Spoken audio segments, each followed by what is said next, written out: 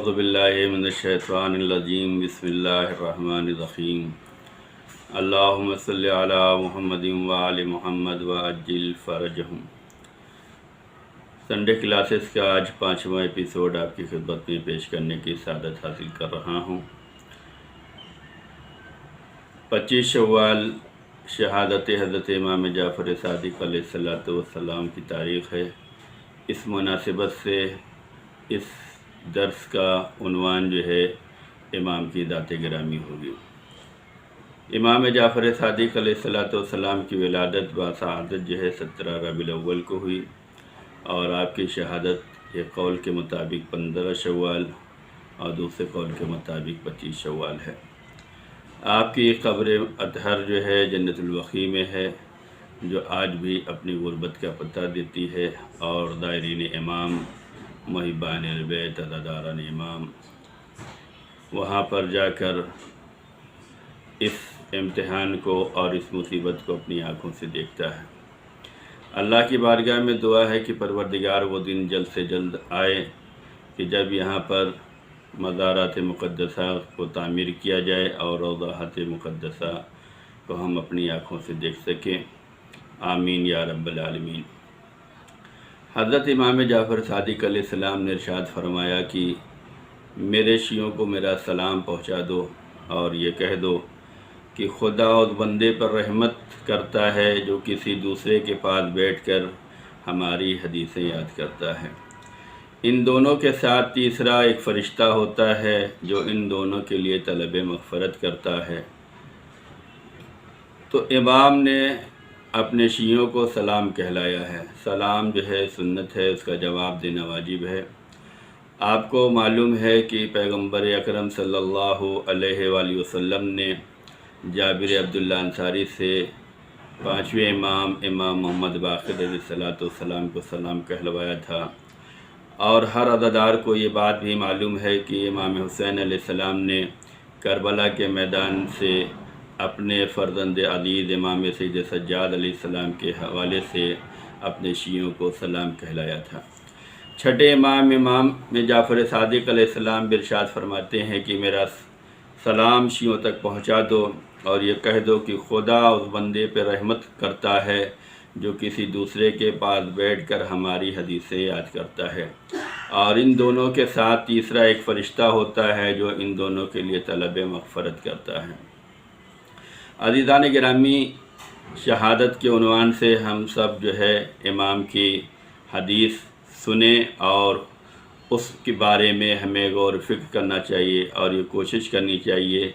कि हम इमाम के इन अक़वाल पर अमल करें और यही तालीमात अहले बैत है जिस पे हम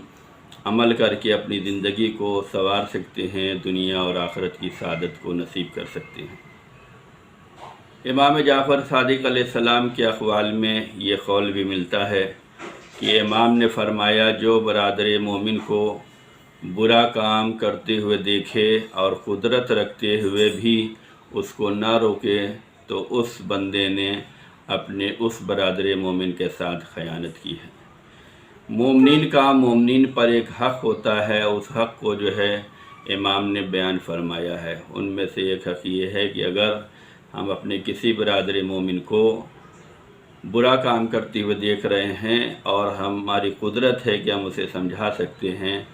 तो हमें चाहिए कि हम उसको उस बुरे कामों से रोकें और उसे समझाएं। और अगर हम जानते हुए उसको बुरे कामों से नहीं रोकेंगे तो इमाम फरमाते हैं कि हमने उस बरादर मोमिन के साथ ख़यानत की है। अगर मोमिन एक दूसरे का ख्याल न करें और एक दूसरे को बुरे कामों से न रोकें, जबकि ताकत भी है, कुदरत भी है, मौका भी है, महल भी है, अगर ऐसा नहीं किया जाता तो इमाम फरमाते हैं कि ये बंदा अपने बरादर मोमिन के साथ ख़यानत कर रहा है। ख़यानत की बात आई है तो आपकी खिदमत में पेश करना चाहता हूँ कि अमानतदारी के मुकाबिल में जो चीज़ इस्तेमाल होती है उसे ख़यानत कहा जाता है। अमानत और ख़यानत ये दो चीज़ें हमारे समझने की है और हमें इन दोनों को समझना चाहिए कि अमानतदारी इस्लाम में बहुत अहम बुनियाद रखती है। इस अमानतदारी کا اسلام نے اتنا پاس و لحاظ رکھا ہے کہ اس کے بارے میں یہ فرمایا، حدیث معصومین علیہ السلام میں آیا ہے کہ کچھ چیزیں وہ ہیں جس میں مذہب و ملت نہیں دیکھی جاتی۔ ان میں سے ایک چیز یہ ہے کہ والدین کا خیال رکھنا، اس میں مذہب و ملت نہیں دیکھنا ہے۔ پڑوسیوں کا خیال رکھنا ہے، اس میں مذہب و ملت نہیں دیکھنا ہے۔ امانت داری کا تمہیں خیال رکھنا ہے، اس میں مذہب و ملت نہیں دیکھنا ہے۔ بحیثیت مسلمان ہمیں ان تین چیزوں کو جو ہے بہترین طریقے سے ادا کرنا ہے۔ اگر ہم حقیقی مسلمان ہیں، سچے مسلمان ہیں، پکے مسلمان ہیں، تو اسلام یہ چاہتا ہے کہ تم اپنے والدین کا خیال رکھو۔ اسلام یہ چاہتا ہے کہ بحیثیت مسلمان تم اپنے پڑوسیوں کا خیال رکھو۔ اسلام یہ چاہتا ہے کہ بحیثیت مسلمان تم امانت داری سے کام لو۔ امانت داری اتنی اہم ہے کہ پیغمبر اکرم صلی اللہ علیہ وآلہ وسلم جب مکے سے مدینہ ہجرت فرما رہے تھے تو پیغمبر نے اپنے بستر پر مولا کائنات حضرت علی بن ابی طالب علیہ السلام کو سلایا تھا، اور ہر عزادار، ہر محبان بیت، ہر عاشق علی جانتا ہے کہ علی شب ہجرت رسول کے بستر پہ سوئے تو یہ شب وہ تھی کہ جس میں کفار و منافقین اپنے ہاتھوں میں تلوار لیے ہوئے تھے اور اس فکر میں تھے کہ ہم نبی کو شہید کر دیں گے۔ اتنے سخت ماحول میں کہ جب تلواریں تنی ہوں، دشمن آمادہ ہو، ایسے موقع پر رسول نے اپنے بستر پر مولا کائنات کو سلایا۔ رسول اللہ نے مولا کائنات کو ایک شب کے لیے جو اپنے بستر پر شب ہجرت سلایا ہے، وہ فقط اس لیے تھا کہ حکم خدا بھی تھا اور رسول کے پاس کفار اور منافقین اور مشرکین کی امانتیں تھیں۔ رسول اللہ نے اپنے بھائی مولا کائنات سے فرمایا کہ اے علی، تم آج ہمارے بستر پہ سو جاؤ اور کل صبح ان امانتوں کو جو ہمارے پاس ان کفار و مشرکین نے رکھی ہے اس کو واپس کر کے مدینے آ جانا۔ یعنی کہ اسلام کے مبلغ اور اسلام کی رہنما حضرت رسول خدا صلی اللہ علیہ وآلہ وسلم نے فرمایا کہ ہماری نگاہ میں امانت اتنی اہم ہوتی ہے کہ اگر اس کے لیے اپنے بھائی کو، اپنے جانشین کو دشمنوں کے نرغے میں چھوڑنا پڑے تو ہم امانت میں اس وقت بھی خیانت نہیں کرتے۔ لہذا بحیثیت مسلمان ہم سب کی ذمہ داری ہے کہ ہم امانت داری سے کام لیں۔ حدیث میں آیا ہے کہ جو امانت داری کرتا ہے، روزی روزگار، برکت، رحمت اس کی طرف کھینچ کر آتی ہے، اور جو امانت میں خیانت کرتا ہے اس کے لیے فقر و فاقہ نصیب ہوتا ہے۔ تو ہم سب کو چاہیے کہ ہم امانت داری کریں اور خیانت کو خیر بات کہیں، خیانت کو اپنے سے دور رکھیں۔ امام جعفر صادق علیہ السلام نے فرمایا کہ اگر کوئی بندہ مومن جو ہے کوئی برا کام کر رہا ہے تو دوسرے بندے مومن کا فرض بنتا ہے کہ قدرت رکھتے ہوئے اسے اس کے برائیوں سے اسے روکا جائے۔ اگر اپنے برادر مومن کو برے کاموں سے نہیں روکا گیا تو اس بندے نے اس برادر مومن کے ساتھ خیانت کی ہے، اور جہاں پر خیانت کی جاتی ہے وہاں پہ فقر و فاقے آتے ہیں، وہاں پہ غربت آتی ہے، وہاں پہ افلاس آتی ہے، وہاں پہ تنگی رزق ہوتی ہے، وہاں پہ پریشانی ہوتی ہے۔ ہم سب کو چاہیے کہ ہم اگر اپنی زندگی میں خوشحالی دیکھنا چاہتے ہیں، اپنی روزی روزگار میں برکت دیکھنا چاہتے ہیں، تو ہم سب کو امانت داری کو پورا کرنا ہوگا اور امانت کو ادا کرنا رہنا چاہیے۔ امانت ایک ایسی اہم چیز ہے جس میں مذہب و ملت نہیں دیکھا جاتا۔ بحیثیت مسلمان، بحیثیت مومن ہم سب کی ذمہ داری ہے کہ امام کے اس قول پر ہم سب عمل کریں۔ امانت سے روزی کھینچ کر آتی ہے، روزی میں برکت ہوتی ہے، زندگی خوشحال ہوتی ہے۔ رسول اللہ نے بھی جاتے جاتے ایک امانت امت رسول کے حوالے فرمائی تھی، اور وہ امانت جو تھی اعلان ولایت امیر المومنین علی بن ابی طالب علیہ السلام تھی۔ 18 ذی الحجہ کو غدیر خم میں مولا علی کے اعلان ولایت کے بعد رسول اللہ نے فرمایا تھا کہ ہر حاضر پر یہ ذمہ داری ہے کہ وہ غائب تک اس اعلان ولایت امیر المومنین کو پہنچاتا رہے، اور یہ سلسلہ قیامت تک جاری ساری رہنا چاہیے۔ آج دوسرے مسلمان اگر اس امانت میں خیانت کر رہے ہیں کہ علی کے ولایت کا اقرار نہیں کر رہے ہیں اور علی کو خلیفہ بلا فصل نہیں مان رہے ہیں، تو وہ امانت داری میں خیانت کر رہے ہیں۔ ہم سب بحیثیت مسلمان یہ ذمہ داری ہے کہ ہم ولایت علی کا اقرار بھی کریں، ولایت علی کو قبول بھی کریں، اور ولایت علی کا جو ہے اعلان بھی کریں، اور رسول اللہ نے جو امانت غدیر خم میں امت رسول کے حوالے کی تھی اس امانت کو ہم پہنچاتے رہیں۔ یہی وجہ ہے کہ ہر شیعہ عہد کرار حل عاشق علی جو ہے اس امانت کو ادا کر رہا ہے،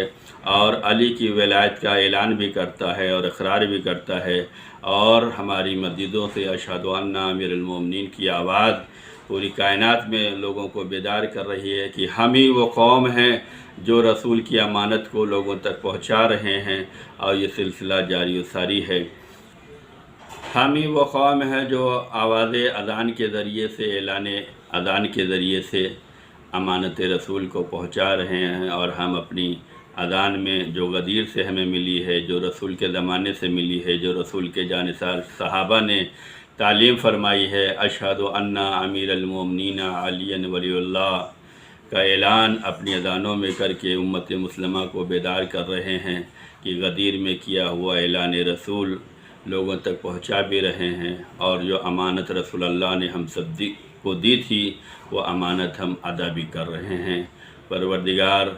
ہر ولایت علی کا اقرار کرنے والے اور ولایت علی پر عمل کرنے والے کی زندگی کو کامیابی دے، ان کی زندگی میں خوشحالی دے، ان کی روزی روزگار میں برکت دے، اور ہم سب کے دلوں میں محبت اہل بیت رہے، اور ہر بندہ مومن کے ساتھ ہم حسن اخلاق کے ساتھ پیش آ سکیں۔ خدا ہم سب کو توفیق دے۔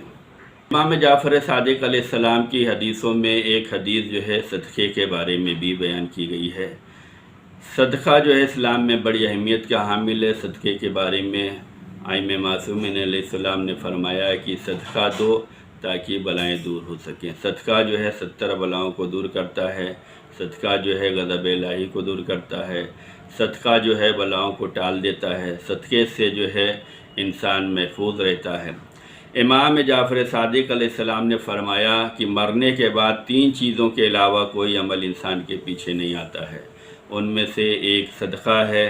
جس کو انسان اپنی زندگی میں خدا کی توفیق سے جاری کیا تھا، وہ مرنے کے بعد بھی یہ صدقہ اس کے ساتھ جانے والا ہے اور اس کا فائدہ اسے پہنچنے والا ہے۔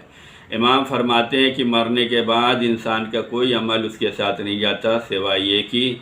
صدقہ جو اس نے اپنی زندگی میں توفیق خدا کے حصول کے بعد اس نے صدقہ جاریہ کیا تھا، اس کا عمل، اس کا ثواب اس کو جانے والا ہے۔ دوسرا جو ہے وہ نیک کام جو چھوڑ کر گیا ہے اور اس کے بعد بھی باقی رہے گا تو وہ عمل اور وہ ثواب بھی اس کے ساتھ ملنے والا ہے۔ تیسرا جو انسان کے مرنے کے بعد انسان کا عمل اس کے ساتھ رہنے والا ہے وہ اولاد ہے جو صالح ہو اور اس کے لیے دعا کر رہی ہو۔ تو امام کی اس حدیث میں صدقے کے متعلق بھی بیان کیا گیا ہے کہ امام نے فرمایا کہ وہ صدقہ انسان کے عمل کے ساتھ رہتا ہے، انسان کے مرنے کے بعد اس کے ساتھ رہتا ہے، جو اپنی زندگی میں اس نے جاری کیا ہو یا اس نے اپنی زندگی میں اس کو جو ہے جاری و ساری کیا ہو، تو وہ صدقہ اس کے مرنے کے بعد بھی اس کے کام آتا ہے۔ صدقے کے بارے میں بات آئی ہے تو یہ واقعہ بھی آپ کی خدمت میں پیش کر دوں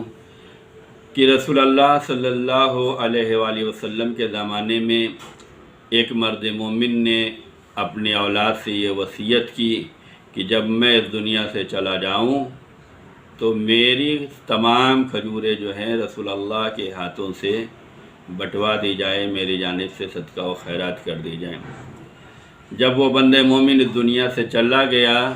تو اس کے بچے رسول اللہ کی بارگاہ میں پہنچے اور کہنے لگے کہ ہمارے والد محترم نے یہ وصیت کی تھی کہ ہمارے مرنے کے بعد آپ کے دست مبارک سے ان کی بچی ہوئی کھجوروں کو صدقہ کیا جائے، لہذا ہم سب آپ کی خدمت میں حاضر ہوئے ہیں۔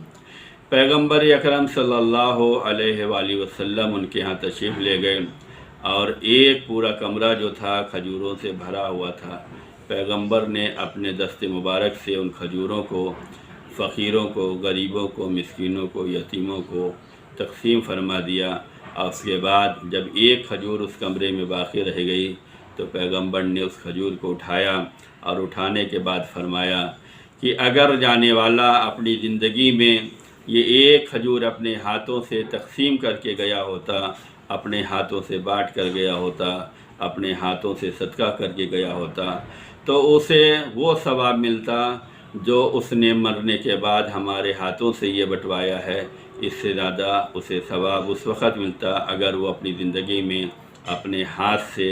ایک کھجور راہ خدا میں صدقہ کرتا یا خیرات کرتا یا غریبوں کو دیتا۔ تو یہ واقعہ یہ ہمیں بتلاتا ہے کہ ہمیں جو کرنا ہے، ہمیں اپنی زندگی میں اپنے ہاتھوں سے کام کرنا چاہیے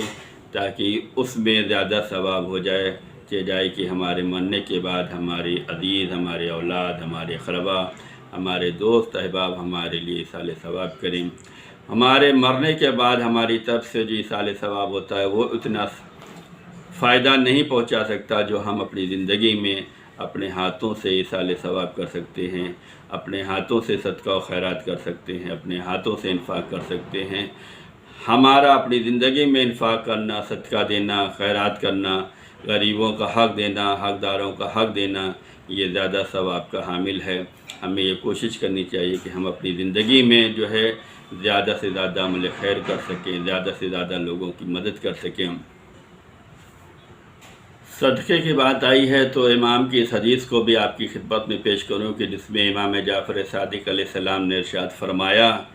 کہ لوگوں کے سامنے اس لیے صدقہ نہ دو کہ لوگ تم کو نیک کہیں گے یا نیک سمجھیں گے، کیونکہ اگر تم نے ایسا کیا تو تمہیں اپنی جزا اس دنیا میں مل گئی۔ یعنی تم یہ چاہتے تھے کہ لوگ دیکھیں، لوگ تمہیں نیک کہیں، لوگ تمہارے اس کار خیر کو دیکھیں، تو اگر تمہارا جذبہ یہ تھا، تمہاری نیت یہ تھی کہ ہم یہ جو صدقہ دے رہے ہیں اس کے بارے میں ہماری تعریف ہو، ہمارا چرچا ہو، تو امام فرماتے ہیں کہ تمہاری جزا اس دنیا میں مل گئی، تم جو چاہتے تھے وہ مل گیا،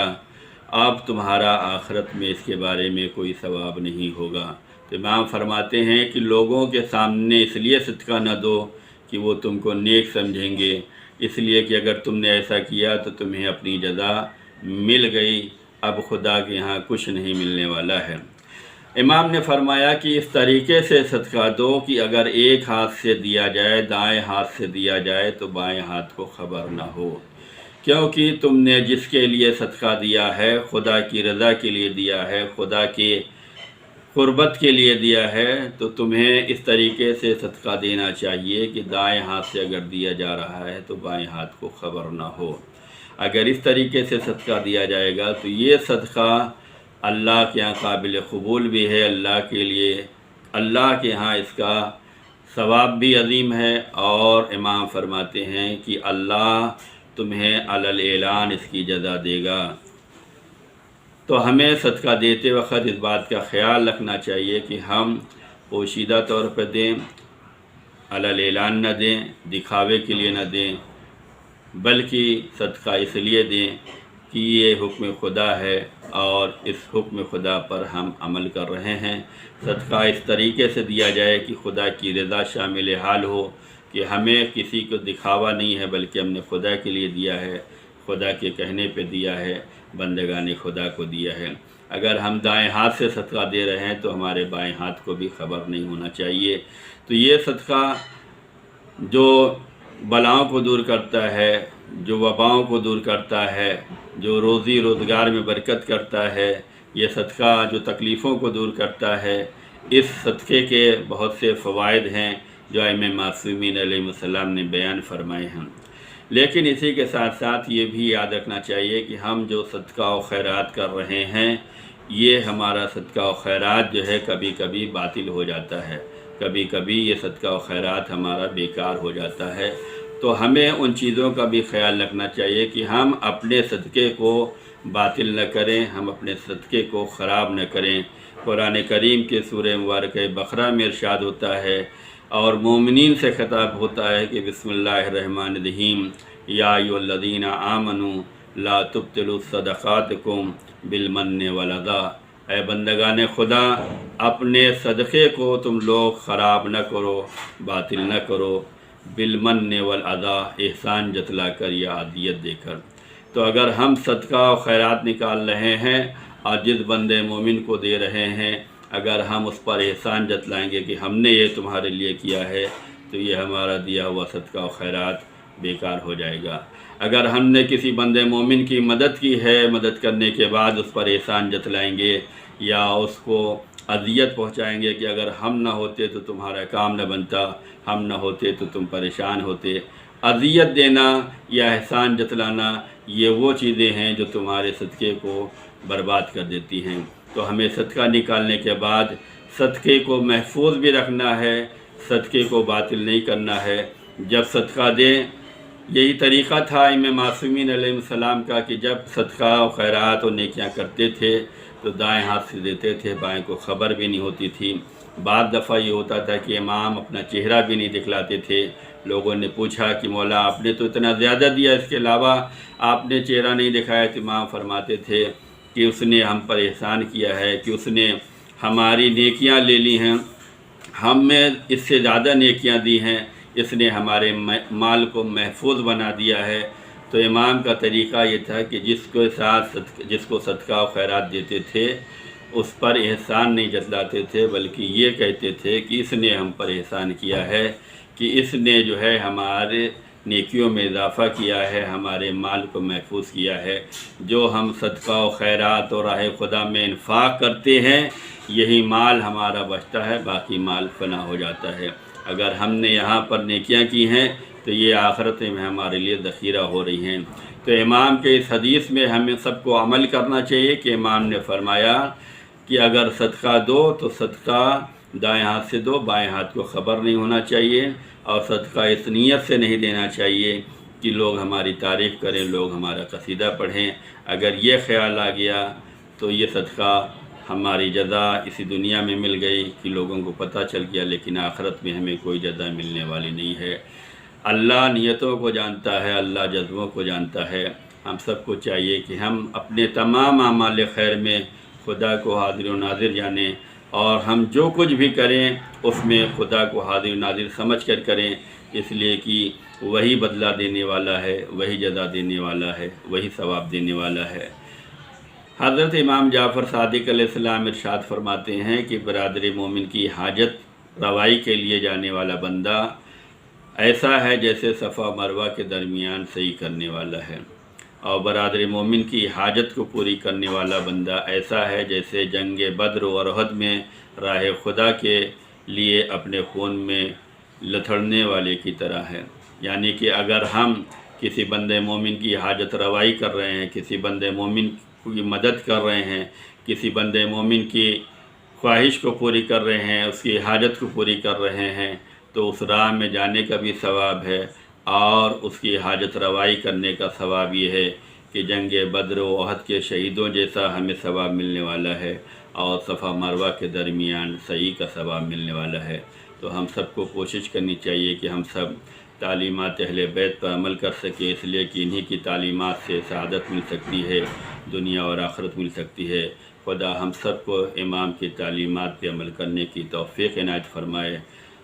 بسم اللہ الرحمن الرحیم، ان اللہ و ملائکتہ یصلون علی النبی یا ایھا الذین آمنوا صلوا علیہ وسلموا تسلیما،